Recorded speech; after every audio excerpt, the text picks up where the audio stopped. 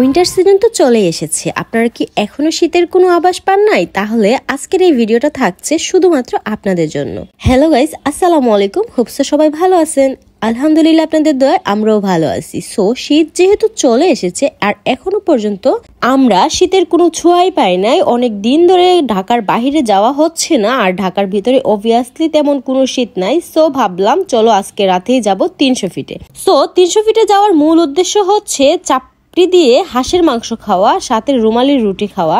আর আমরা যে ভুলটা করলাম 300 ফিটে যাইয়া, হোপসো আপনারা এই ভুলটা করবেন না। সো বিস্তারিত এই ভিডিওতে থাকবে যে আপনারা কিভাবে যাবেন আর কেমন শীত পড়ছে ওই জায়গাতে, আর কোন জায়গায় কি ভালো খাবার পাবেন। সো গাইজ, আমরা এখানে এসে অনেক এনজয় করি। আর এই ভিডিওটা মূলত আমার 2 দিনের ভিডিও। আমি যখন শীতের আগে একবার গেছিলাম 300 ফিটে, ওই ভিডিওটাও আপনাদের সাথে শেয়ার করা হয় নাই। সো ভাবলাম একসাথে 2টা ভিডিও একই ব্লগে আপলোড করে দিই। সো এটা সেই শীতের আগের ফুটেজ। আমি তখন গেছিলাম যখন অনেকটা গরম ছিল, তখন কিন্তু অনেক রাত ছিল। এটা অলরেডি 12টা হচ্ছে। তখন 12টার দিকেও কিন্তু বাহিরে একদম ফকফকা মানুষ ছিল, খুব ভালো লাগতেছিল।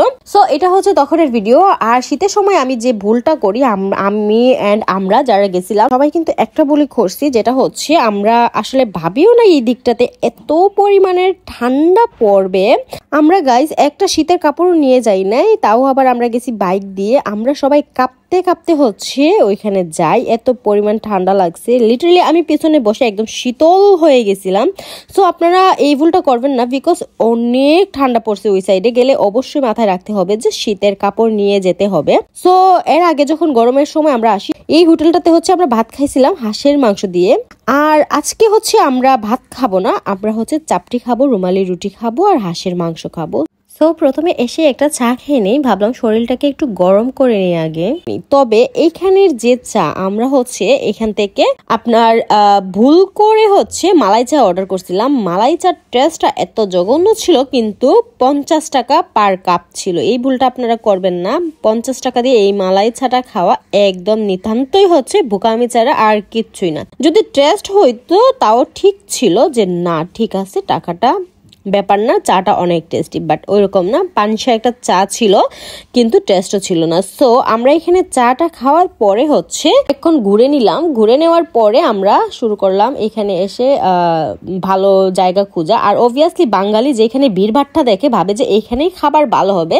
সো আমরা ঘুরতে ঘুরতে দেখতেছিলাম যে কোথায় বসে খাওয়া যায়। অবশেষে আমরা নানা ভাই নামের একটা হোটেল আছে, এখানে চাপটি হাঁসের মাংস খুব ভালোই করে। এইখানে দেখতেছিলাম প্রচুর পরিমাণে ভিড় ছিল। সো আপু ভাইয়েরা বলতেছে যে এইখানে ভিড় মানে এইখানের খাবার মজা। সো আমরাও ভিড়ভাট্টার ভিতরে ঢুকে গেলাম খাওয়ার জন্য। সেই খাবারটা ট্রাই করছি, মোটামুটি ভালোই ছিল, খারাপ ছিল না। আমরা খাইলাম, খাওয়া দাওয়া করে এখান থেকে উঠলাম। দেন একটু হাঁটাহাঁটি করলাম। হাঁটাহাঁটি করার পরে এখন সবাই বলতেছে যে পান খাবে। দেন আমি আর পান নিলাম, পান খাইলাম।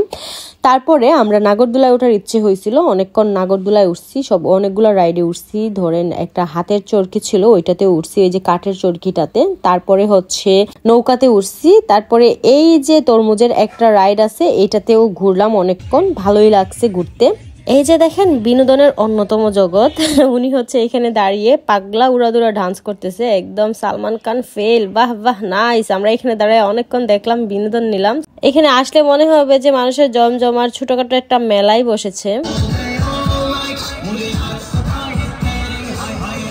সো গাইজ, যারা যাবেন এখানে ফিল হবে যে একটা ছোটখাটো বাণিজ্য মেলা চলতেছে, এমন একটা ফিল হবে। আমরা সবাই মিলে যেহেতু গেছি, খুব এনজয় করলাম বিষয়টা। আর আপনারা যদি যান অবশ্যই এটা মাথায় রাখবেন, শীতের কাপড় মাস্ট নিয়ে যাবেন। ভিডিওটা এই পর্যন্তই ছিল। হোপস সবার ভালো লাগবে। ভালো লাগলে অবশ্যই কমেন্টস করে জানাবেন আপনাদের কেমন লাগছে।